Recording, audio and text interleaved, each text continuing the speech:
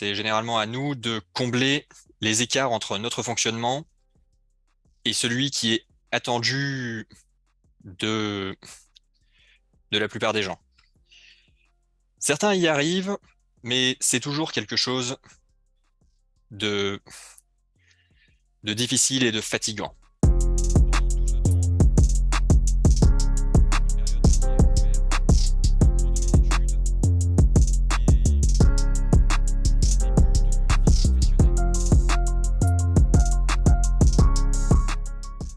Bien entendu, mes difficultés n'ont pas attendu mon diagnostic pour se manifester et déjà avant que j'ai pu mettre un mot sur mes particularités, elles se sont manifestées par des difficultés à établir des contacts, à communiquer, à rentrer dans ce que j'appelle le moule académique. J'ai fini par intégrer une équipe en entreprise de ce qu'on appelle le milieu ordinaire. Et jusqu'à maintenant, mon intégration s'est bien placée du fait des aménagements établis. Dans mon cas, il s'agissait de la désignation d'une personne référente pour tous les sujets, d'une sensibilisation de l'équipe à l'autisme en termes généraux et à la manière dont mon autisme se manifestait, et on a un suivi régulier pour moi et pour mon référent et chef d'équipe avec Julien pour essentiellement repérer les problèmes avant qu'ils deviennent des blocages. Parce qu'une des manifestations de mon autisme est le fait que j'ai énormément de mal à repérer mes besoins et encore plus à les formuler. Comment répondre à ça sans dire l'ensemble? Ouais.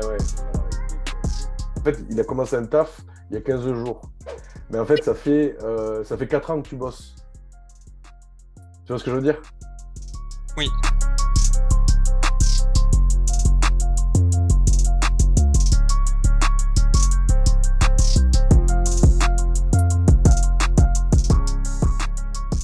Que ce soit sur le volume horaire, le télétravail, donc le présentiel, le nombre de réunions, etc.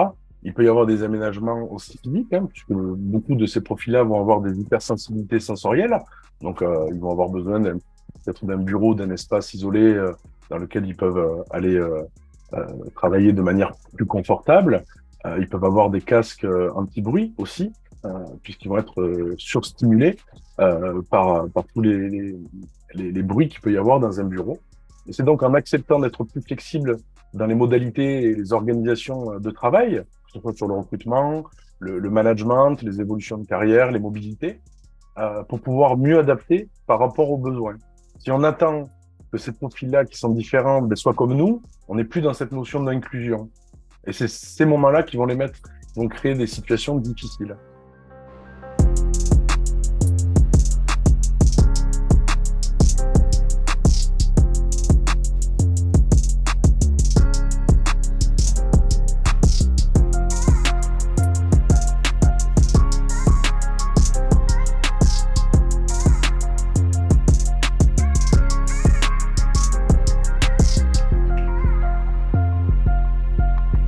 Le monde de l'entreprise en général est très insuffisamment formé. Là, on a tout un chantier à développer en France pour que l'entreprise s'ouvre au recrutement de ces personnes qui ont leurs différences.